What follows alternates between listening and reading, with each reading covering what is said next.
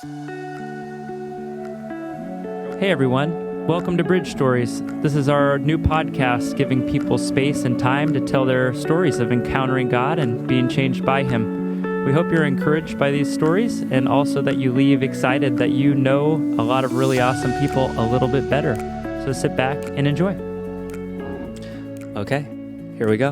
Let's go. I'm here with Sam Reeves, and I'm excited that this has just been a prop on this table. This is the first time it's actually being used. Nice. So Cheers. cheers to Black French press coffee. I love it. How are you, Samantha? Good. Thanks for coming. Happy New Year. Happy New Year. It's crazy how quickly that happened. 2022.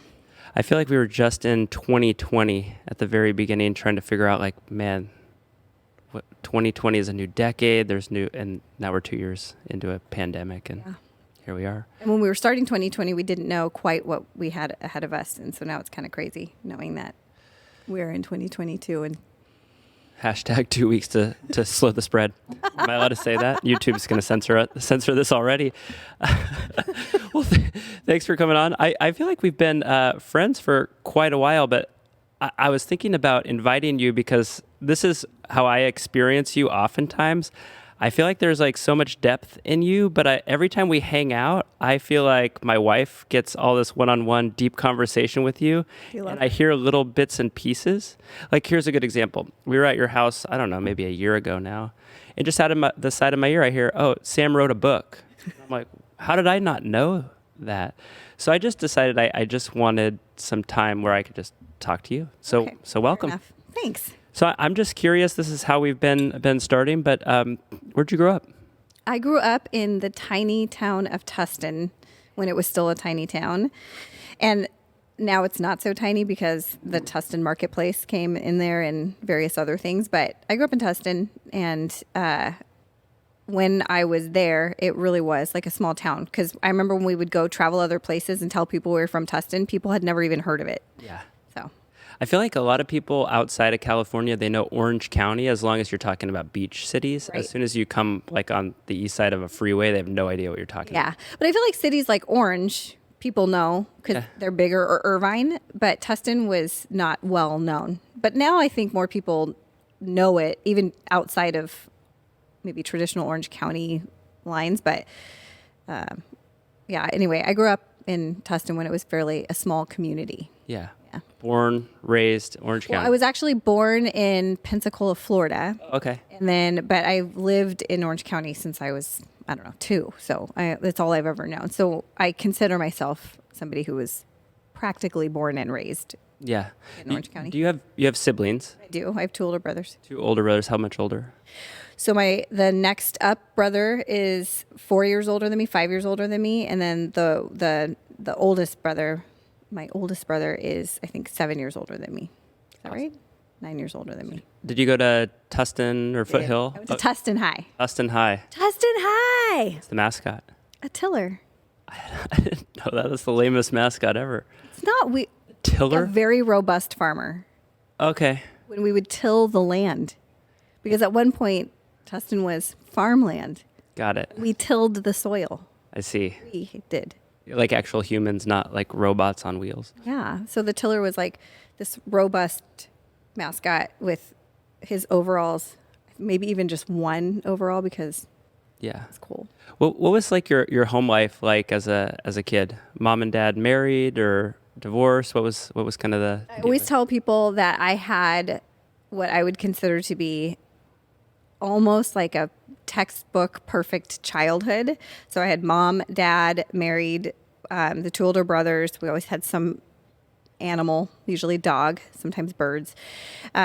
We lived in the same house my whole childhood. It was a cute neighborhood.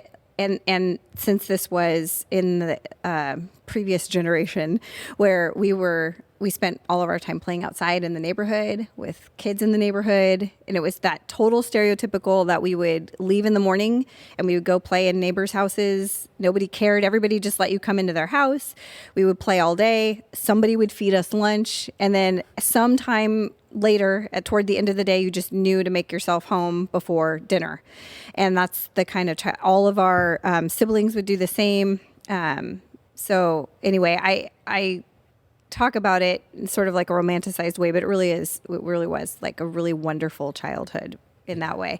So my two older brothers, we had actually right down the street from us, we lived on this little street where there was lots of families that all had kids around our same age. So any given Saturday morning, you would see all these kids just like riding their bikes down the street or playing, you know, I don't know, all kinds of things together. So it was really great. And so, yeah, mom and dad married until I was like 13. Oh, okay. And they separated when I was 13. Well, you know, it's interesting. Everyone has a different experience with that, but I got to imagine being 13, that's a pretty tough age to go through a parental split. Yeah, I actually, when I was a teacher, I taught child development for a long time, and we would talk about divorce effects on different age ranges. And theoretically, younger children tend to blame themselves and older children tend to take a side. And my oldest brother was out of the house when it happened. Okay. Because he was living there, but he was college aged. And then my middle brother was playing baseball, and he was actually a professional baseball player. So he was playing in Florida, I think, at the time. But it was one of those things where I think that because I was the only one in the house really all the time, that it was maybe more of a shock to my older brothers because they weren't there all the time. But anyway, I actually felt like it was the right thing for my parents. Okay. If that makes sense. Yeah. It felt like the right thing. They hadn't really been a cohesive unit for a long time. Okay. So I was kind of hopeful that this would bring some kind of peace. And even as a kid, you kind of sensed that, and felt that in your own way. Yeah. Because we had this, like I said, we had a really great childhood, and everybody got along really well, and my family was well constructed, is what I think. My siblings there's a big enough age gap between us that it's not like we were together all the time, best friends playing together, but we all got along really well. And then my parents got along well. We had a pool in our backyard, so like our summers were spent always swimming outside, and my dad would barbecue, and so we had those kinds of things, and those kinds of memories were there and abundant and wonderful. But I think like the older you get, the more you can kind of see circumstances for all their different nuances, as opposed to just your direct experience. I'm not sure if that's making sense, but so as I got a little older, I could kind of see the way my parents' relationship and dynamic was actually working, as opposed to just, oh, they're my parents. Got it. Yeah. So I think and I've always kind of been, my mom always called me a little bit of an old soul. So I think I just kind of, I think of myself as like an empath too. So I connect to people on a deep way. So I felt as I was growing up the strain in my parents' marriage a few times. So I think when they finally separated, it felt more of like a relief to me. Was there an element of faith in going to church at this time, or no? Or no. So I did not grow up in a house where we went to church on a regular basis.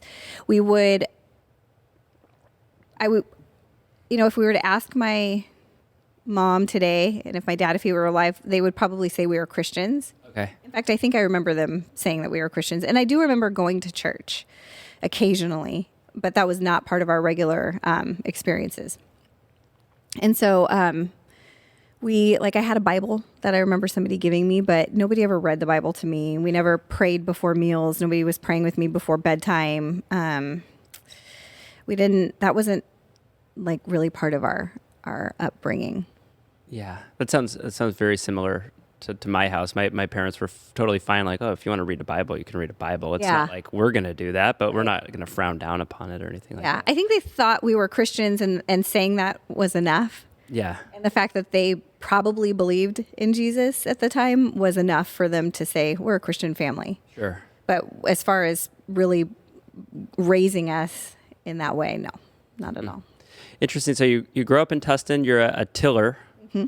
Proud tiller. You graduate as a tiller, a proud tiller. And then what happens after high school graduation for you? So after high school graduation, I was faced with, the big college question, which I was an okay student in school. I think part of the problem was when my parents separated, it was 13, 14. Yeah. So, right. It was like right before high school. And was difficult. And so when my mom moved out, I was living with my dad, and there's just kind of a mess. And so school was a challenge for me, but I also was fairly good at it. So I wouldn't say that school was my number one priority, though, because I was just kind of existing and more social and things. But I wasn't a bad student, but I wasn't giving my all. If I had applied myself a little better, I probably could have done better. In school, I was getting A's and B's and C's and things in school. But so when I was getting ready to go to college, it seemed like everybody knew what they wanted to do, and everybody was applying to all these colleges and getting all excited about the SATs. And I felt like I was doing all those things out of obligation, social obligation. This is what you do. Yeah. But I didn't have that, this is what I want to be when I grow up feeling. I had no idea what I wanted to be when I grew up. And it seemed like everybody else had this confidence of what they wanted to do. And so I finally realized that and plus financially, we weren't in a position, my family wasn't in a position to put me through college anywhere where we could afford to, and I didn't have the wherewithal to get scholarships and do all these things. And my family, since it had dissolved at that point, everybody was just kind of doing their thing. So I didn't have a big cheer squad behind me saying, we're going to help you get into this school and figure out ways for you to, get scholarships or whatever. So I ended up going to junior college, but not knowing what I wanted to do. Where'd you go? I went to Orange Coast College. What's their mascot? I don't know. I think it's a wave. I don't know. I don't know what it is. Oh, wait, no. Isn't that Pepperdine? I don't even know. I'm so bad at knowing my mascots. I'm just giving you a hard time. Don't worry. I don't even know what the Orange Coast College mascot is. Sorry for interrupting. Somebody will have to tell me. I don't know. Write it in the comments. Yeah, I don't remember. I should remember that. I was actually on their brochure once, too. Oh, is that right? I was on their course catalog, running in the sand. Wow. Yeah. Did you track or something? No, but they just asked a bunch of us to be like the face of the catalog that year. So I should know what the mascot is because I literally represented the college one year and I don't know. That's okay. That's all right. So, but yeah, anyway, I went to Orange Coast College not knowing what I wanted to do. And I was literally in and out of my counselor's office every term saying, I think I want to do sports medicine. Oh, I think I want to do writing. I think I want to do, I changed it all the time. She was like, how about you just take the prereqs, get all your GE out of the way, and we'll see you next semester. Were you just sort of hoping like you'd throw something against the wall and it would just stick? Yeah, I think I was waiting to feel like something was the right fit for me. Almost like making a commitment to something might lead to the feeling of this is right. Right. Okay. Yeah. It's like, I wanted to find my place in the world because it seemed like everybody else was so confident in that. Like all my friends, it seemed like everybody knew what they wanted to be when they grew up and had this great plan and goal for their life. And I was sitting here thinking, I have no idea what I want to be when I grow up. And am I the only one who's like this? Apparently I'm the only one who's like this. It's such a weird age at like 19 or 20. Like, at least for me, I finished high school and then all of a sudden I felt like everyone all of a sudden knew exactly how to be an adult and how to get there. And I was like, I better buckle up and figure it out. I have no idea. I still feel like I'm a teenager. Yeah. It's a weird spot. Well, and it's funny because I would tell this to my students when I would lecture them about brain development. And I would say, you know, what the research tells us is that our brains are literally not fully developed until our mid-20s. And the emerging research is showing that it could be even later than that. But what's really interesting about it is the part of your brain that helps with long-term decision-making and your ability to kind of understand consequences to behaviors and decisions and actions, your ability to focus well and to think sort of in this big global way is in the area of your brain, your prefrontal cortex doesn't develop. It's the last part of your brain to develop. Interesting. So I always tell my students, as society asks you to make all these big decisions about your life before your brain, the part of your brain that's really supposed to do that, before it's ever even ready. So it's one of the reasons why people choose careers and relationships and things that later they're kind of like, what was I thinking? Yeah. Because, you know, we're not really wired for that kind of deep thought quite yet at the times when we're like 16, 17, and 18 that we're asking students to do or children to do it. So anyway, I think about that. My brain was not ready. I was not. It's all so fascinating. So you're kind of like tipping your cards a little bit. So you go from Orange Coast College. Clearly, you end up with a background in knowing about psych and brain development. Paint that picture for us. So when I was at Orange Coast. Like I said, I was kind of just spinning my wheels, trying to take all my GE, essentially wasting time, but not wasting time. I mean, I suppose I was being productive by taking those general education classes. At that same time, I had gotten a job right out of high school working at a local preschool. And the preschool was at the church that I was going to. So the backstory of that was that I didn't grow up going to church, but then around junior high, one of my good friends at the time, she invited me to her church. Oh, cool. And it was this United Methodist Church in Tustin. And it was really her family and that church that sparked my actual knowledge of the Bible. Yeah. And so I can credit her and her family for being the one that kind of put me on that path to really understanding what my faith was. So that church had a preschool at it, and that same friend had worked there the summer before we graduated high school, and she was like, "Oh, it's super fun. You just play with the kids all day, make a little money." I was like, "Great." So when I graduated high school, since I didn't really have a plan except that I was starting at Orange Coast, whatever that August was, I said, "Well, I'll try to work there too and make some money for the summer." So I met the director. She's like, "Yeah, you come on in." So I started working there thinking it was just going to be a summer job. I ended up staying there for like 13 years. Oh, wow. I had no idea. Yeah, and became one of the directors there. And yeah, so it was just one of those things that it was obviously something that God had for me to stay there and to have that be a significant part of my life. What happened was I was working, and while I was going to Orange Coast College, what happened was that summer when I was getting ready to leave, the director came to me and she said, "You're really good with the kids. So how about you stay even while you're going to college? I'll just work around your schedule. We can be really flexible with you. That way you can make school your priority. But then when you have free time, you can come in and work." And because she was willing to be so flexible, I said, "All right, I'll try it out. Why not make a little money while I'm going to school?" Sure. So I did, and that's ultimately why I ended up staying so long, because every semester she kept saying, "We'll keep working with your schedule, whatever works. We just really want to keep you here." And probably a semester or two into my experiences at Orange Coast College, and while I was working, she again pulled me aside and she said, "If you take a child development class, I can pay you more money. And I'll pay you," I can't remember what it was. Maybe it was like a quarter. I can't remember. But she's like, "I'll pay you more for every class you take." And since I was already sort of spinning my wheels, I thought, well, I'll just take a class. Like, why not? So I took a child development class, and I thought, this is really interesting stuff. Yeah. When you learn about how humans began, like our development as children, like the way that we think things through and the way that as adults, we make decisions based on things that happened as children. And so I was like, this is really interesting. So I continued and took all the classes that you could take at Orange Coast College in that field so I could make more money, is what I kept telling myself. Well, I'm only doing this to make more money. Yeah. And what happened along the way is I ended up falling in love with kids and the experience of education. But it's funny because during that whole time, if somebody had said, "Do you want to be a preschool teacher? Do you want to be a teacher?" I would have said, no way. Why would you have said that? Because I just felt like I had bigger and better dreams for myself. Not that there's anything wrong with that, but for some reason I just felt, for me personally, like, no. I've got something else.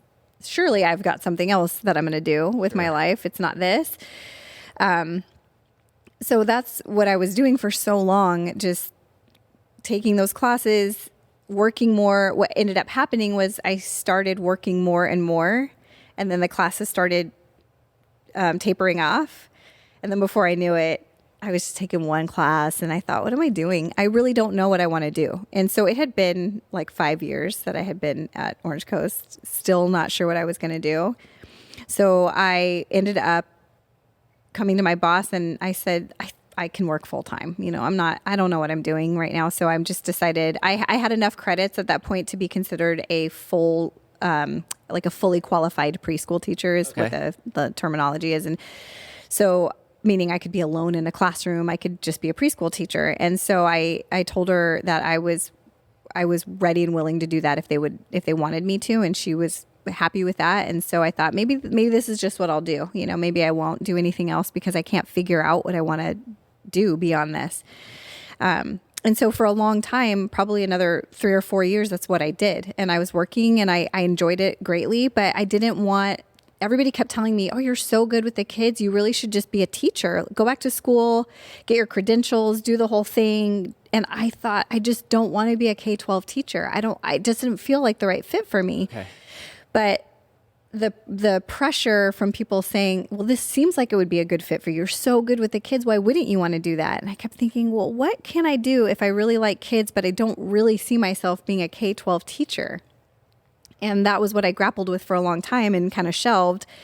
And then what ultimately happened, I don't have like a exact moment that this, like an epiphany that happened, but I started asking myself, is there a space for me?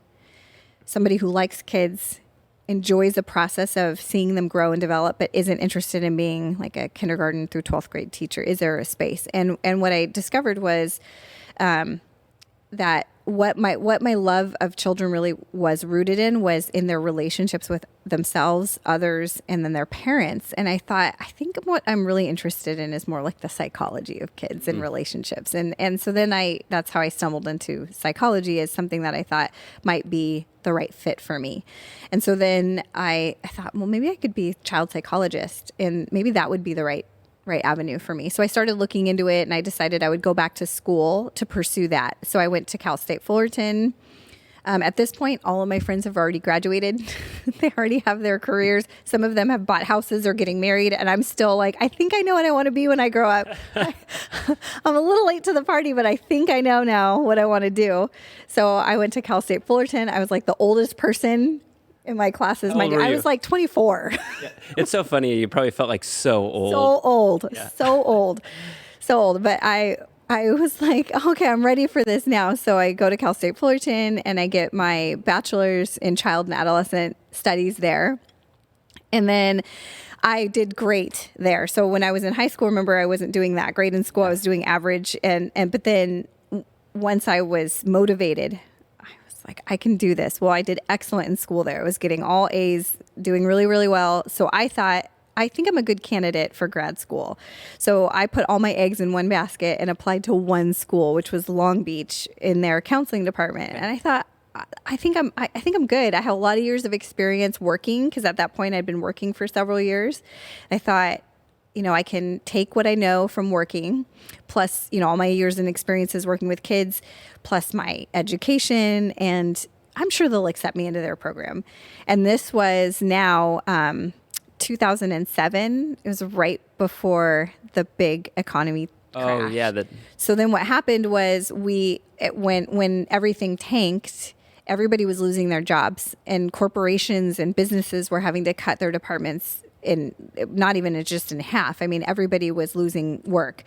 So what happened was I got an email back from Cal State or from Long Beach State saying, we're not even going to look at your application. We had to cut our department by 30%, which means we literally have thousands of applications we can't review. So we're encouraging you, this isn't even a rejection. We're just encouraging you to reapply next year. We can't look at it. And I was devastated, because that was the only place that I had applied, which obviously in hindsight wasn't the most responsible thing for me, but I was so confident that, it was going to work out. So then I found myself having to take this forced year off when I had finally found this motivation, to Finally move figured forward. out where you're going, where your lane is. And it was like shut door. I was so bummed and just like, what am I going to do? And is this a sign? I don't know what to do moving forward. And, but I stayed working where I was, and it was good. And, what ended up happening was I applied to a couple other schools. I ended up getting into Pepperdine, the next year. And, I think that, I now in hindsight, I know God always has a plan, but I'm so thankful for my experience at Pepperdine, because it was a smaller school, smaller program, private school, and much more expensive. But I'm thankful for the experiences I had there, and the education that I received there, I think was really great. Yeah. So I graduated from Pepperdine with a master's in clinical psych, and then after that, I decided I was ready to kind of go out into the world. I guess I should say, what's really interesting is while I was there, my goal was to be a child psychologist. And so when we were doing our practicum, we were meeting with clients and trying to do therapy. And I realized I'm a terrible therapist because I cry when other people cry. And so that's not good. Like when you're pouring out your heart to somebody and you're telling them all about this angsty thing that you're going through, and your therapist is like, I'm sorry, this is really hard for me. I just cannot, I empathize so deeply with other people that I thought, this is not good. I can't, it's too hard for me. I take on other people's emotions so strongly that this is not a great career for me. It seemed like it would, but it really was not. So I thought, I don't think I can do this well, at least not at that stage in my life. So I ended up, once again, feeling really lost. All of my, in my cohort, all my other classmates, they were all getting ready to go to their PhD programs, which was my original goal too. And I felt stuck because I thought, I don't think I should go on to a PhD and spend all this money. And I don't really think that this is the right fit for me anymore. So what do I do?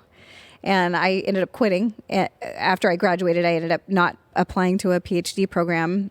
And I kept working in various careers and ended up being able to teach. Can I pause you for a second? I keep thinking this as you're talking is, so you're like 13 or 14 years old. You're introduced to, props to the Methodists, right? Mm-hmm.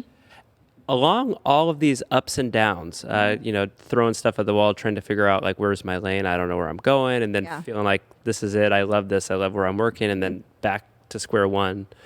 Is there a sense in your mind, or are there people around you? Are you going to church where you're feeling like God is in this? Are you even pursuing that? Is that even part of your life at that point?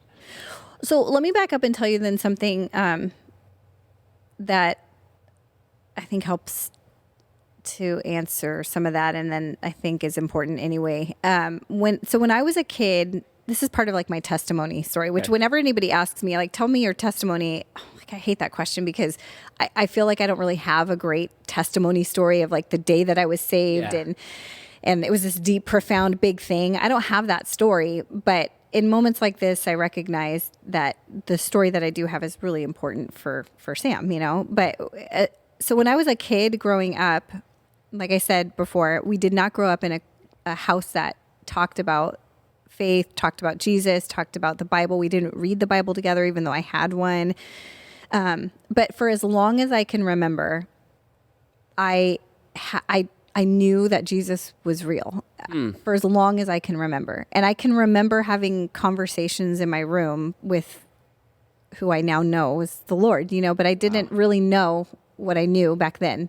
But I always felt like this comforting presence, and I always felt like it's like I knew it, even like deep in my spirit. I knew what I knew, even though I didn't know really what it was. I don't know if any of that's making sense. That makes perfect sense. It's like the only way I can really think about it now as an adult is that God was so clearly making his presence known to me as a very young child, even when nobody was talking to me about him. And now as an adult, I recognize that so clearly because I would pray in my room to God without having a formal relationship with him. Yeah. And I wasn't praying like, okay, I'm just going to say these words out loud and hope somebody pays attention to them. It's like I knew what I was praying and I knew who I was praying to. I just knew it. And so throughout my whole life, I've known that Jesus was real. And even before anybody had formally introduced me to like the Bible that I was given as a child, like I said, nobody was sitting there reading it to me saying, oh, here's some, here's who this person is. And here's all the great things that he's done. And here are all these other people in the Bible. But I would flip through that Bible and just be fascinated by the pages in it. And it was this Bible that had a few illustrated pages. Oh, cool. It was like kids' Bible. And I remember as a child just staring endlessly at these pages and being fascinated by it. And now when I think about it, I don't know too many kids that don't spend a ton of time like fascinated by their Bible when they're like 5 and 6 years old, but I was fascinated by it, and even, I remember having some conversations with my mom, asking some questions, but she didn't know, she wasn't that knowledgeable about the Bible and things. And so she would try to give me her best versions of answers. But I think I had a longing deep inside of me to know Jesus more, but there wasn't anybody, at least not at the time in my family, who was able to feed into that. So when I started going to the church, the United Methodist Church, that was the first time I was going regularly, hearing sermons on Sundays. And the pastor, his name, You were going to like church. Yeah. I was picturing like youth group like and youth stuff, group or something. which I was doing that too. And that was what got me into going to church with them, because I loved it so much. And then I think that God's plan was that my friend would invite me then to come on Sundays with her family. So I started going to church with them fairly regularly, and I loved it. And the pastor was so relatable in the way and that church was really formal, denominational church, so they had their, you sit in the pew and then you take out your hymnal and you read, sing through the whole, yeah. But there was something about the way that he spoke and taught that even as a young child, I remember feeling really connected to, or I guess a young teen, because I didn't start going there until I was probably 12 or 13, but I just really connected to it. And I thought, wow, this is so great, and even though I wasn't reading my Bible, hearing him speak from it and make connections to the world around me, everything started to really make sense. And all I knew is that it would confirm stuff that I already knew, like, oh, this Jesus is real, and this is great, and then I would say I was going regularly all through high school. My parents' divorce and things really kind of threw me off for a while. Not my faith necessarily, but probably my regular habits of being able to go to church and those kinds of behaviors. But I started going. There was probably a 5-year period where I wasn't going to church fairly regularly. I kind of outgrown the. Once I graduated high school, young adult kind of? Yeah, when I graduated high school, I'd stopped going to the United Methodist Church because, everybody was at college, and I'm not going to show up by myself on Sunday, sit in the pew, and so I think there was probably a 5-year gap where I wasn't really going to church. I still felt like I was a Christian, and I was still at the preschool that was at that church, and I was speaking to the kids about Jesus and felt very passionate about what I knew and believed, but I wasn't going to church myself. Okay. And then I'm trying to remember how I started going to Rock Harbor Church years, like in my early 20s. Okay. I think a friend I think somebody that I worked with told me about it, and I thought, oh, I'll try another church. I'll try it again. You weren't a hip young adult in your young 20s if you weren't going to Rock Harbor at that time. That is very true. That was where you went. Just a tiny sidebar. I went to college all the way in San Diego. There was literally people that were like, let's wake up at 6 a.m. on a Sunday morning so we can make it all the way to Orange County to go to this church called Rock Harbor. They paint during the service. It was like, that was like what? I went, I'm like, man, this is awesome. Yeah, it's so cool. It was that. Yeah, for sure. But I think what was good for me at that time was that's where I first encountered like the Holy Spirit. Like I had never had like an encounter with the Holy Spirit. And while I have this soft spot in my heart for those old hymns, I really do. Yeah. The way that they would sing at the church that I grew up in was, I don't know, there wasn't a lot of room for Holy Spirit power in the room, Not that you can't feel that singing hymns, for sure you can. It's more of like a heart thing. Yeah. And for me, my heart wasn't in the place to kind of receive that at that time. But then when I was at Rock Harbor, I remember I was there on a Sunday, and the worship was so powerful. And I had never experienced anything like that. I mean, we had an organ.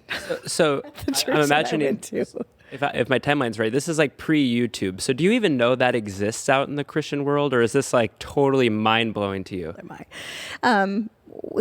Do I know that what exists in the Christian world? If you're going to church at a Methodist church, is there somewhere in your young mind where there's a church like a Rock Harbor even exists? No, okay. No. Like modern worship music. Yeah. That sounds like rock music. No, none of that. I didn't have knowledge of any of that stuff. Yeah. Okay. I think I'd stumbled upon the Fish around the time that the radio station, around the same time that I started going to Rock Harbor. I'm like, wow, this is great. Listen to this music. It sounds so hip and fun. No, I didn't know. So, like I said, the church that I grew up in, they had an organ. That's what they used to play their songs, and there was no drums or anything like that at the time. So this was my first experience. And when I felt like the Holy Spirit presence, I was that was it for me, because I had no idea that kind of presence and that power could flood over you. I didn't know. And then after that, my whole relationship with Jesus changed, because I fell in love with him because I didn't know I had no idea it was like that. I had this knowledge of him, and I had this relationship that had always been there, something very reliable and familiar, like an old friend. But I did not know the depths of like that feeling and the love that he has for us and the power of the Holy Spirit. I didn't know any of that. Yeah. So that was probably the turning point for my faith, where it was like, wow, now I need to know more. I really need to dive into this. And so kind of to circle back to the career thing and all of that, it was, the timeline was I wasn't at Rock Harbor. I think I started going there probably 24, 25. And so I was, when I was at Fullerton, I wasn't there yet. I wasn't quite connected to that church just at that point. So I was, I would say that I was still kind of relying on my old knowledge of Jesus to get me through some of those ups and downs in my career or school. But during all the doors shutting, like when I found out that I couldn't go to Long Beach, and then again when I had graduated Pepperdine and then I had nowhere to go, I didn't know what to do. Those were the times when I was pretty confident that it was Jesus, telling me, I have a plan for you. I haven't given up on you. Your life might not look the way you thought it was going to look at this point, but that doesn't mean that it's not still worth something, that I have plans for you. And so I was leaning on that a lot during that time of feeling like this is not what I planned for myself, and by the time I graduated from Pepperdine, I was 30. And so I thought I was going to be married by then and have children by then. In my younger years, that's what I thought. And I wasn't even close to that, and I was scrambling, feeling that I was running out of time for some reason. I didn't have a career. I just, for a long time, one of the reoccurring themes of my life has always been feeling like I didn't fit in anywhere well. Where do I fit in? I don't fit in anywhere. I don't look like other people, act like other people. I don't fit in anywhere. And that would kind of come up every once in a while. And then those are the times when I would have to remind myself that there is a place where I fit in, and that's, with Jesus, and he's got like this plan for me that's so great that then I can feel confident even when the world looks at me like, what are you doing? Why are you still single? Why don't you have a career? Why haven't you done all these great things? Or why aren't you traveling then if you're not doing all this stuff? And me feeling all this social pressure to do all these things that I don't know why. I didn't have answers for why I wasn't doing those things, but I just wasn't yet. I kept thinking, well, God's got to have a plan for me, right? He hasn't forgotten about me, right? It's what you just said in the last 30 seconds. I feel like I've had this conversation with young adults probably 10 times in the last 6 months. I think that's a common feeling for a lot of people, but it's so isolating because you don't want to speak about it. You don't want to be the person who's like, I don't know what I'm doing with my life, or I don't feel adequate, or I feel like I'm behind. Yeah. I think a lot of people are going to hear that and feel like, oh, there's somebody else who has felt that and turned out just fine. Yeah. When I was lecturing, when I was a professor, I would always tell the students on the first day of class, I would ask them, what do you guys want what's your current professional goal, is what I would say. Yeah. Even if that changes tomorrow, today, right now, what's your current professional goal? All these students would share. Most of them would say something. And then I would say probably half of them had an idea. And then half of them would say, I don't really know, but if I have to pick something today, it's fill in the blank. Yeah. And so after they were done, I would say to them, for those of you who are sitting here right now thinking, I just said something because my teacher asked me to say something. I really don't know what I want to be when I grow up. Yeah. I have no idea. I just want you to know you're in good company, because I still feel like I don't know what I want to be when I grow up. And here I am, at a professor at a university, and I still feel like I don't know what I want to be. Tell us how you got that, because you keep alluding to it. Oh, yeah. So now you're lecturing and you're a professor at a university. So when I graduated from Chapman from Pepperdine, and I was like, what am I going to do? I was still at the preschool, And then I started kind of looking for other jobs that might make better use of that master's degree, even though now I wasn't going to go on and be a child psychologist. And I started to feel like my master's was a waste, because it's like, what do you do with just a master's in psychology? Like if I'm not going to be a child psychologist, then what do I do? Is that a common degree? Like it's kind of like a stepping stone to go into a PhD program? Yeah, most people don't stop at their master's in psychology. You go on to get your PsyD or your PhD, and then that's what you use. There's not a PsyD is more kind of clinical. PhD is more teaching. Is that? Yeah. So the PsyD is a degree that's more like clinical based, and then the research based PhD is slightly different. One's more practicum related, and then one's more research based. But I mean, you can get jobs in the field with either of those degrees. But I didn't do any of those things. And so most people would not choose to get a master's in psychology without going on to something else. Yeah. And that wasn't my goal either. My goal was to get the master's and then go on to the PsyD, which I didn't end up doing. So then I was like, well, here I have this master's. And I could have done, while I was in school, I could have chosen a master's that would have led to enough clinical training to make me like an MFT, like a marriage and family therapist, but I didn't take that program either, because my goal and the classes were slightly different. So I had this other end goal that then since I wasn't actually going to fulfill that goal, I felt like I'd missed the boat to be able to do anything else with this degree. So anyway, all that to say, I was kind of scrambling, trying to figure out ways to make use of this degree that I'd spent all this money on and all this time on, and now had no idea what to do with it. And so I started working still in the same field, child development, but more in more management side of it. So I got a job working at a company that's they're technically international, but they have branches all over the United States where it's corporate childcare. And so I had this big fancy job where I was traveling all the time, and I was overseeing all these child development centers all across, Orange County and Las Vegas and everywhere. And I had a company car and a company credit card, and I was traveling all the time everywhere. And for all intents and purposes, this was the big fancy job that I thought that I wanted all those years. Okay. But at that same time, I had met the person who is now going to be my husband, and he has a little boy at the time. And I started to think differently after I met him. And so here I had this big fancy job, but I was gone all the time. And then a girlfriend texts me, and she teaches at Orange Coast College. Okay. And she said, hey, I get all these emails asking about job listings all the time for teaching positions. She's like, and I just got one from Fullerton, and you know what? You should apply.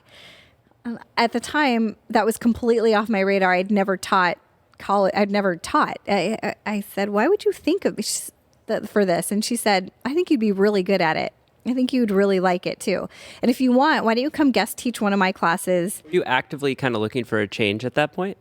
No, I wanted, I guess yes and no. I was happy to have the job that I had.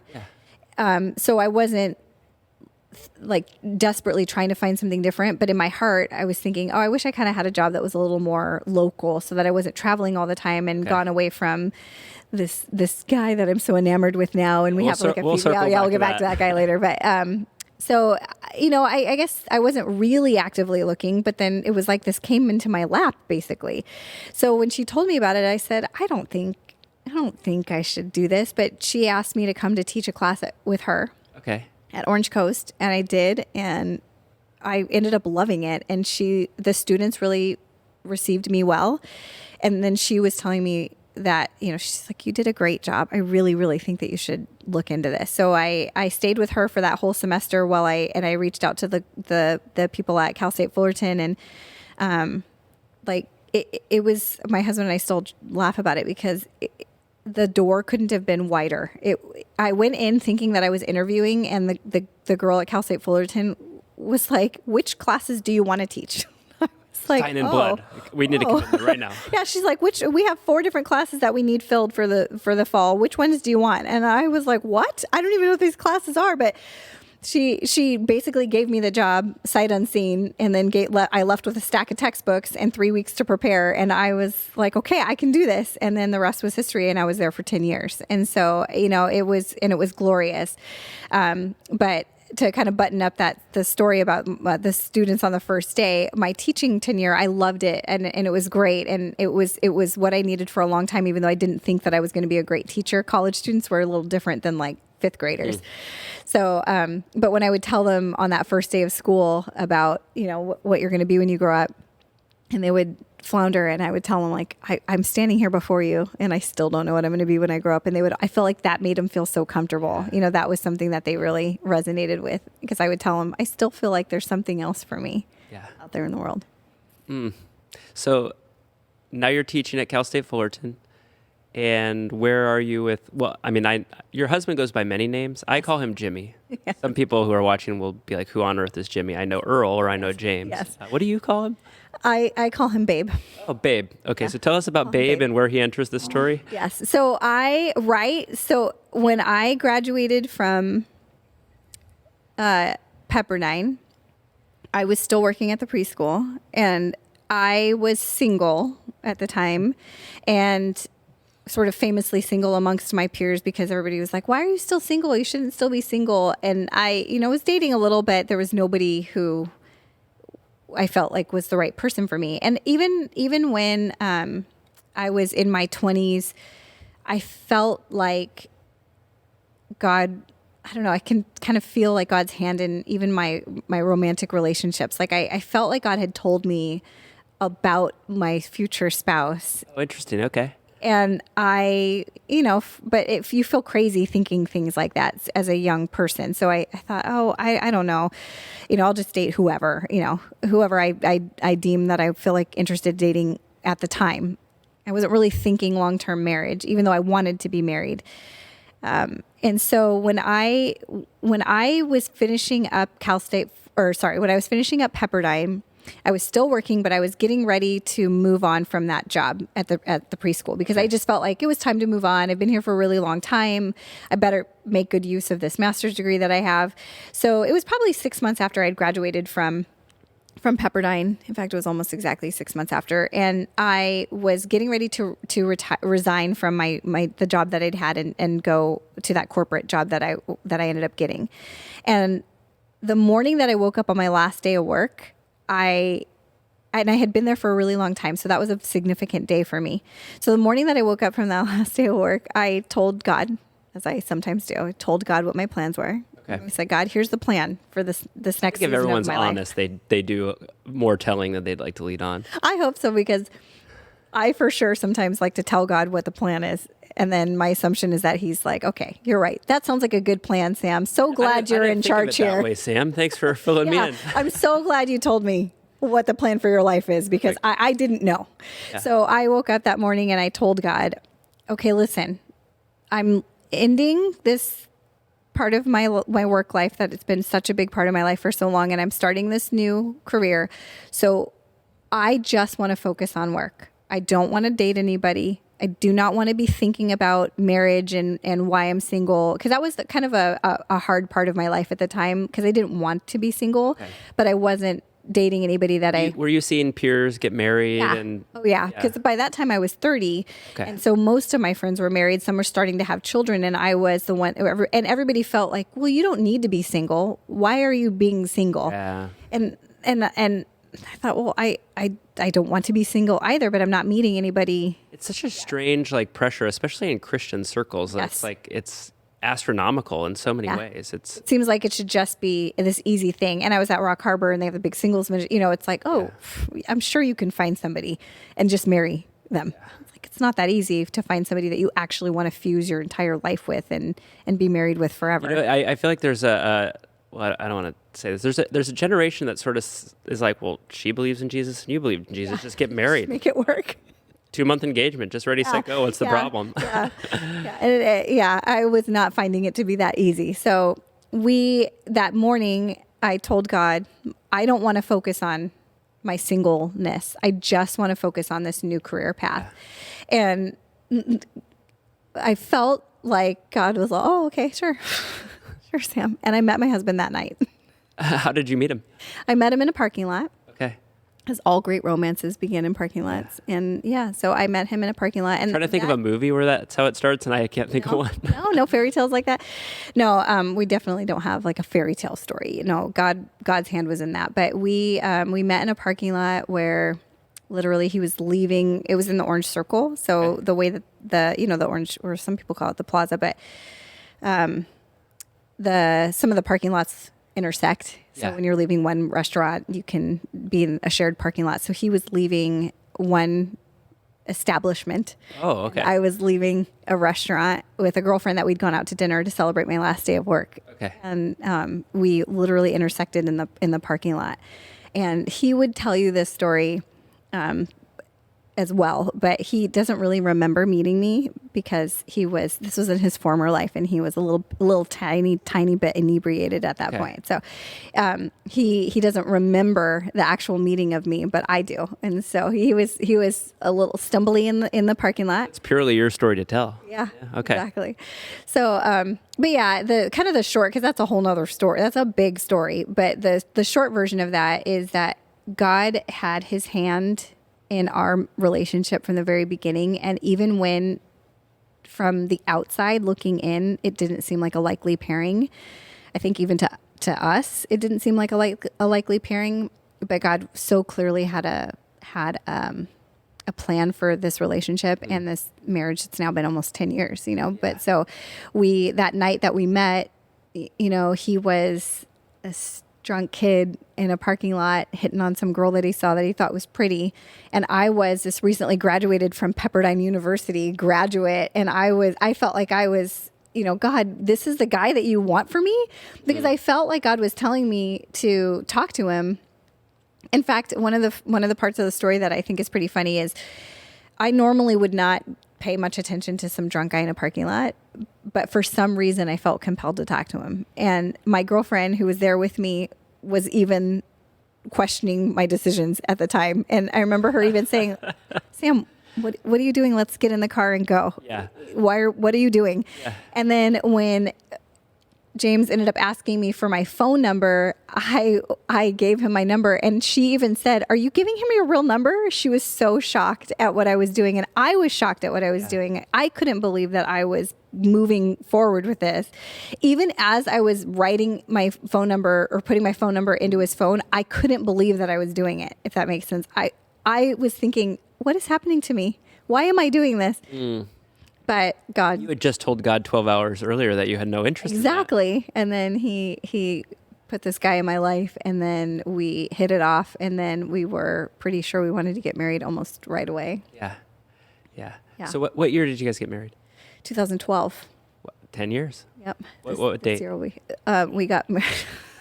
Put me on the spot with the date. What is our anniversary? November 10th, 2012. Okay, so you'll celebrate 10 years this November. This year, yeah. So we met in October 7th, 2011, and we were married 1 year later. Wow. Almost exactly to the day. That's awesome. Yeah.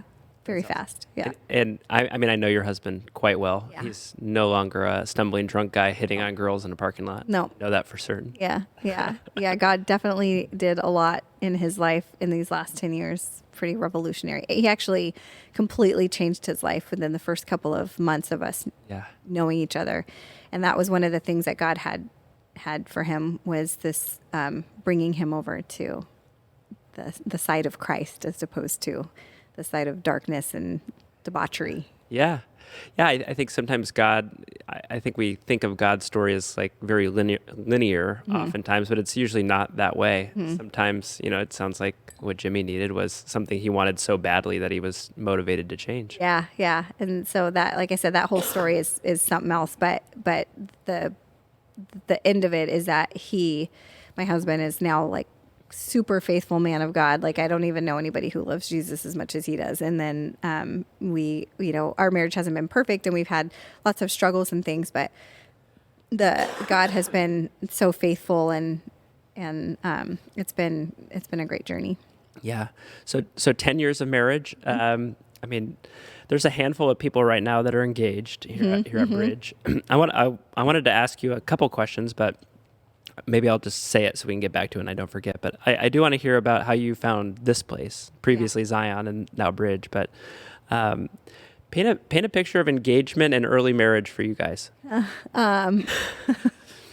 We actually were just having this conversation with one of the newly engaged couples at the church, and because again, I have so many stories of how my life doesn't follow the typical narrative and things don't happen to me in the typical way. And one of them was our engagement, because we knew right away, very early on, that we wanted to get married. Yeah. In fact, we loved each other so deeply, so early on, that we would literally say to each other, "I love you. Please don't be crazy. You're not crazy, are you? You do have some crazy past that I don't know about. Like, I'm already in love with you, but I'm still figuring you out. But I don't know you. Please do not be insane. Yeah. Please don't have some super shady past that's going to come out.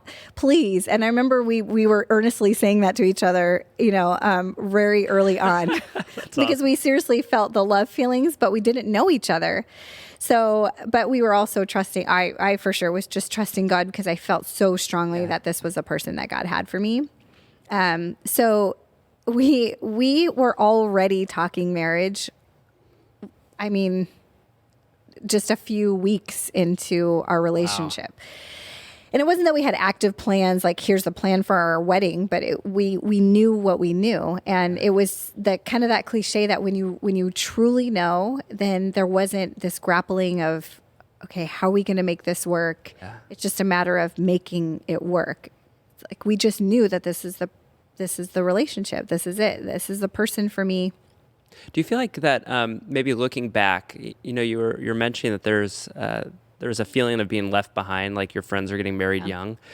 Did you feel like you've done enough life and you kind of know how people are, that at that point that was a huge benefit to you? Yeah. In fact, I've told that to others who are older when they've gotten engaged, is that one of the benefits of that is you've lived so long and had so many experiences in life that you know the things that you're not willing to negotiate, that the things that you need to have in your partner. And if you're a Christian, really, truly have a relationship with Jesus, then it's so much easier to hear his voice in your head when it comes to a relationship. Yeah. And so what we tell people all the time still now, my husband and I both, when we're talking to young couples before engagement, is you really have to seek the Lord and listen to him, because he'll tell you if this is the right person for you or not. And you have to really be honest with yourself, because you might say on paper, this person is the person I want to be with. Yeah. But the reality is that God is prompting you out of that. Yeah.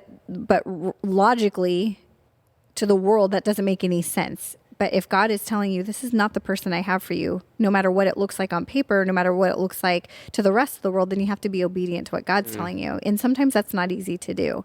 No, sometimes deep down, the second I ask God, I already know that it's no. Yeah. Whereas for me, I had almost the opposite experience, where with my husband, I was like, "Are you kidding me?" And this is something that I would tell him to his face if he was. He knows that's the way that I felt about him. I was like, "No, I don't want this guy. Like, I want a guy who's got his life together, not this guy who's like figuring it out. He's young and sloppy, and I don't want this, And me pleading with God to get me somebody a little more buttoned up and put together and seemingly have their life together. But what God was so clearly conveying to me is, I have a plan for this guy. And you are the conduit through which this is going to happen. Yeah. And through this experience, both of your lives are going to be radically changed for the better. And so, you have to be obedient to what I'm asking you to do, and which is to help me bring this guy into the kingdom of Christ. And so we did that. But during our courtship period, I was a little resistant. It's like I knew that I loved him, but I didn't love the package. Like, he was just messy and he was messy for sure. He still leaves his laundry on the floor, but I love you, honey. But it wasn't, that's not what I mean. But like, his life was still messy. He still had a foot in the world and a foot in the kingdom. And he didn't know which world he really wanted to fully embrace. And I was getting impatient, because I knew the kind of husband and future father that I wanted for my life in a relationship. And I felt like he was struggling to be that person. And I was like, hurry up and get over here, because we don't have a lot of time to waste, is what I was thinking. But God's timing is also perfect, even though I felt like I was so much older when I got married. I was 31 when I got married, and I that was so much older than I wanted to be when I got married.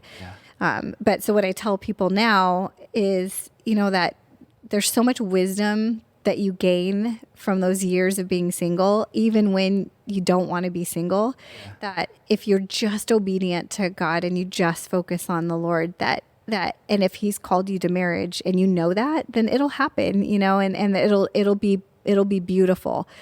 And so our engagement never even really happened in that traditional way, because we knew that we wanted to get married. We were planning to get married and around probably spring. So we met in October, and like I said, we got married the following November. And we went from barely knowing each other to having, I think it was like 168 people at a wedding, so we probably around the spring were talking actively about we want to get married. And at that point he had stopped, a lot of the lifestyle things that were a hiccup to his faith walk. And we were going to church. We came here, which I'll elaborate on that a little bit more, because he felt called here by the Lord. And so we kind of had established a plan. And I had told him, because we were so poor, we had no money, none. We were so poor. And he was saying, well, we can't have a wedding. I can't propose to you without a ring. And I told him, I don't care what you could propose to me with like a piece of string. I wouldn't care. That's not what being married is about to me. I want our lives to be together. Yeah. I really don't care about a ring. But he was adamant that he wanted to be able to provide that. Yeah. But we had no money. He had no money. He was working as a handyman, and he was struggling to pay rent. He had a 3-year-old son at this time. And it seemed that it would never happen. God, that this was something that would never happen. And this is kind of, I don't know how much time we have, but I do have a very cool. We have as much time as we want. I have a cool ring story. The story of my rings is pretty cool. So we had no money, but we knew we wanted to get married. I was content with getting married with a piece of string. He didn't want that. So little did I know that he was so determined to be able to get me an actual ring to propose with, that he cold called a local jeweler in Tustin and asked the jeweler if he would by chance want to trade work, if this jeweler would have anything that he could do construction wise, handyman wise, in exchange for a ring. And I think about that now, and I'm thinking, what are the chances that anybody would say to a strange kid who walks in his store, I really want to get a ring. Can I do anything around your shop that would allow me to pay for a ring? And that this guy said, actually, yeah, we need some new display cabinets for our jewelry. Can you build display cabinets? And my now husband had never built a display cabinet in his life, but he was like, sure. I'll figure it out. I'll do it. I'll do it. So, and there's more to the story that I'm sure he would share better, but the shortened version of it is that he built these display cabinets. Mind you, he had no money. So when he was buying the materials for the display cabinets, this was all out of the no money that he had. And he was like desperate to do it well, because he knew that this was going to result in the ring, but he couldn't afford to make any mistakes with it, because every piece of wood, every nail, everything that he was buying was money that he didn't really have. And he was also doing this without telling me. So he was working on it when he would be at his apartment and I was at my apartment. He was doing all this stuff and I didn't know. He ended up telling me, because one time I did see him working on the cabinets, and he said that he was building them for a watch designer, just as work to do. And I said, oh, cool. And that was that.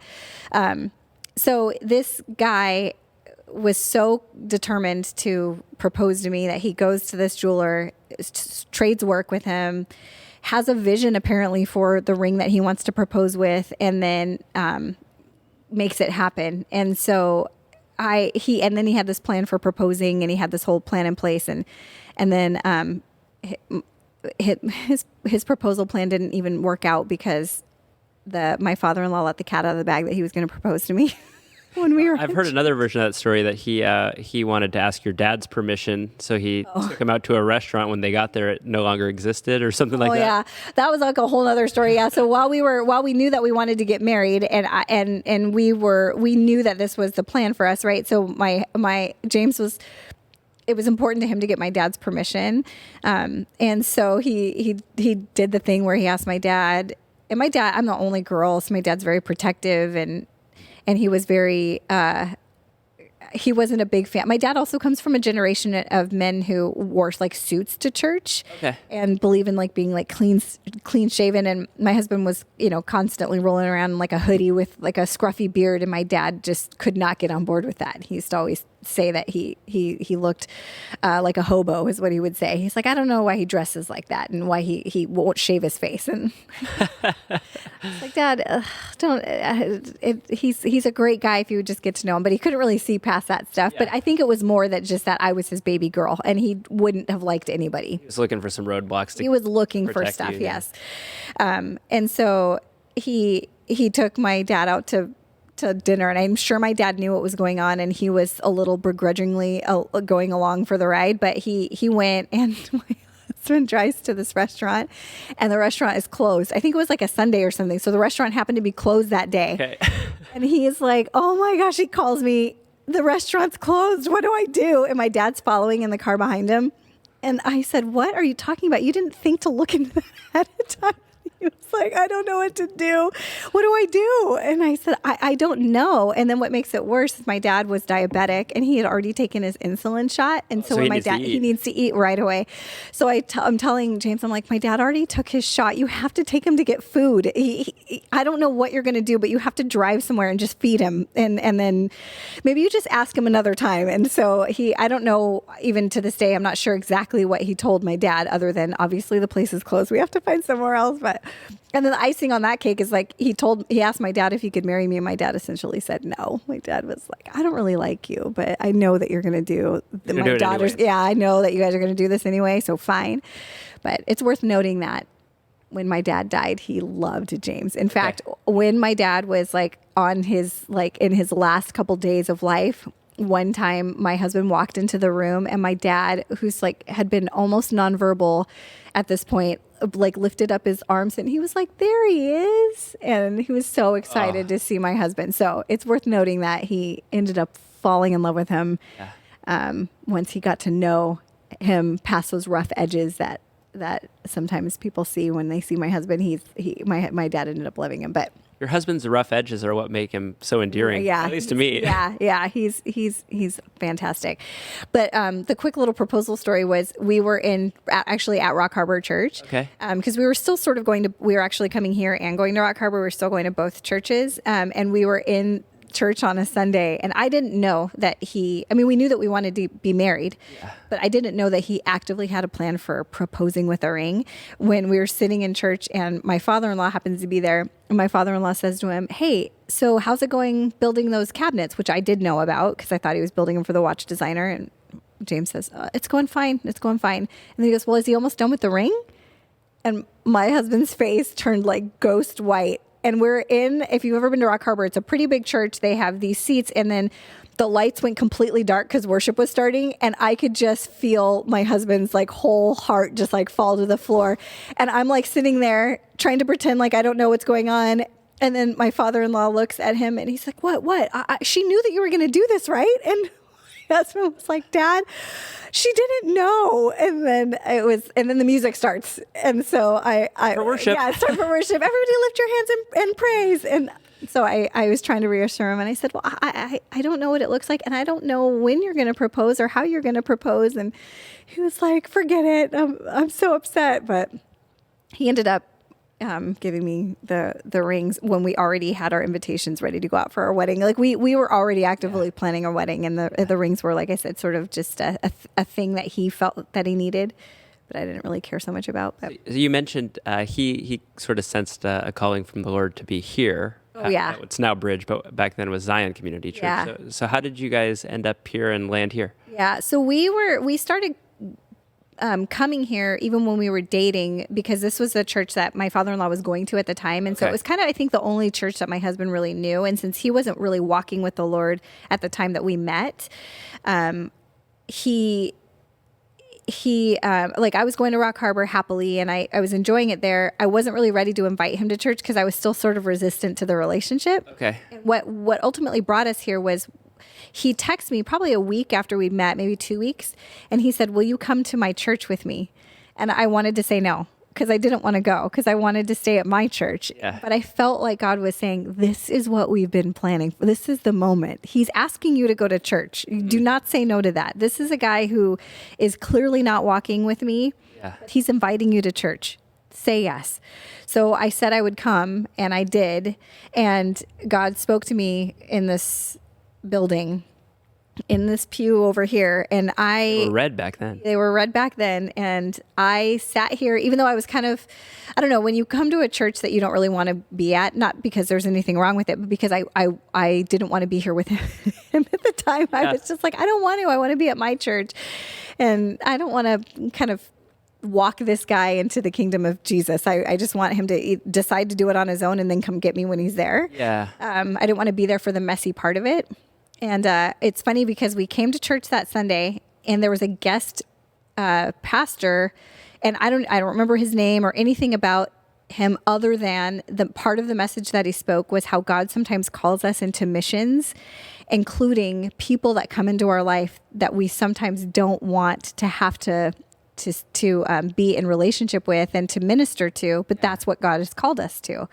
And I was sitting there listening to this guy sitting next to this guy going, what is happening right now? Like, it's so clear that God had this message for me. And I've called you to this, and our act of obedience as people who follow Jesus is to be obedient, is to say yes to what God has called us to do, even when we don't want to.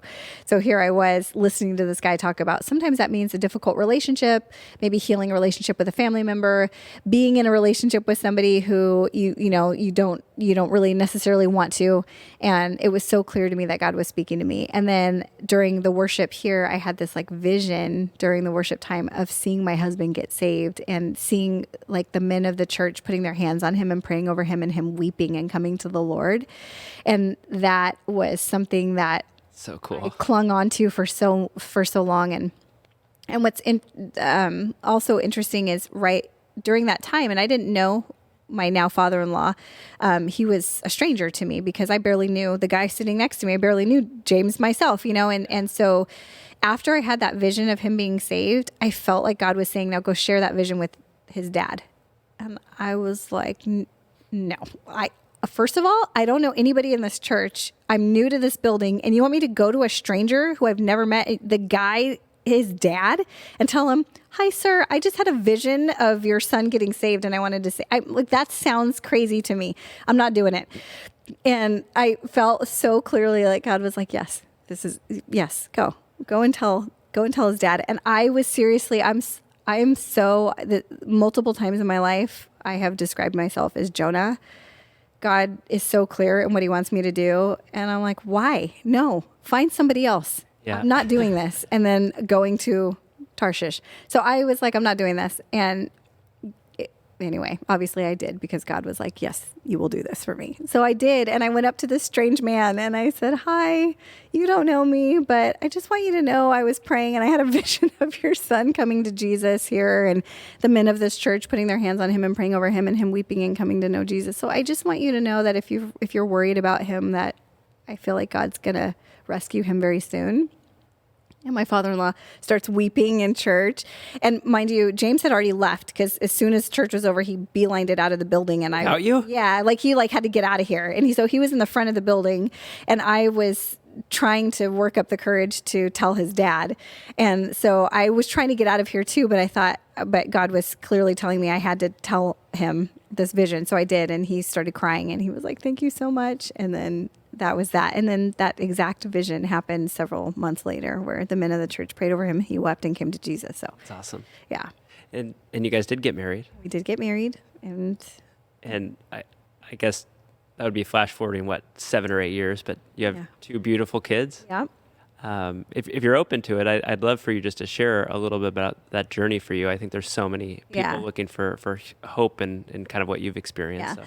So the story with that, which a lot of people know, is that we knew, because my husband had, at the time we got married, Jaden was 4, so he's little, but my husband already had a young child. And so we knew that we wanted to start adding to our family right away. And I was not somebody who felt like, oh, I need years and years of being married before we can have more children. I knew that I wanted to have children.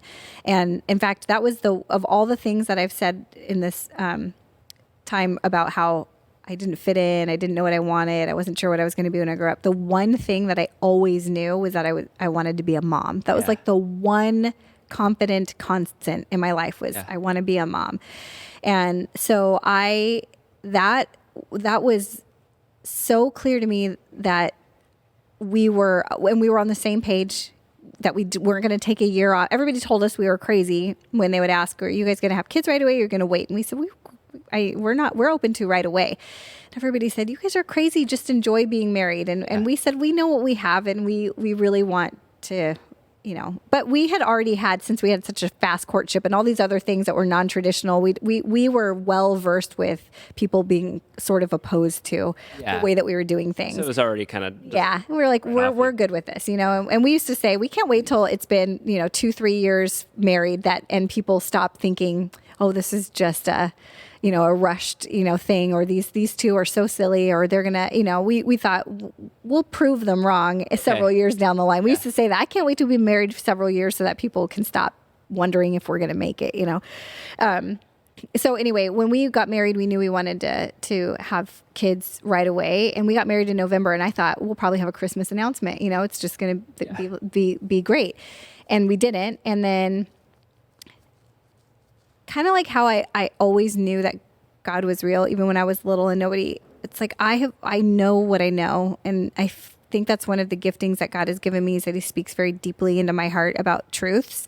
And I had this feeling that if we didn't get pregnant right away, that there was something wrong. I don't know. It could have just been paranoia, but it was deeper than that. It was almost like God was right from the beginning. You had that just sense. It was like I felt like God was preparing my heart almost for the journey that was coming.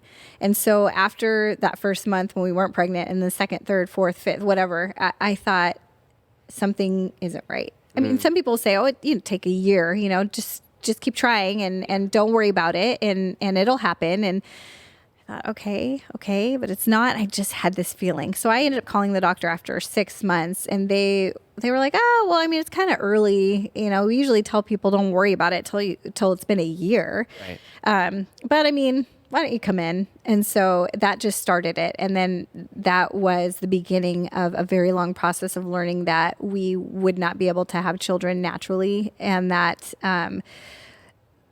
the term is infertile, and it was this, you hear that term, and then everything you've ever dreamed for your life, the way that you thought your life was going to go, just completely implodes at that moment. And that's what it was. And I was so mad and so resistant to accepting that as my truth.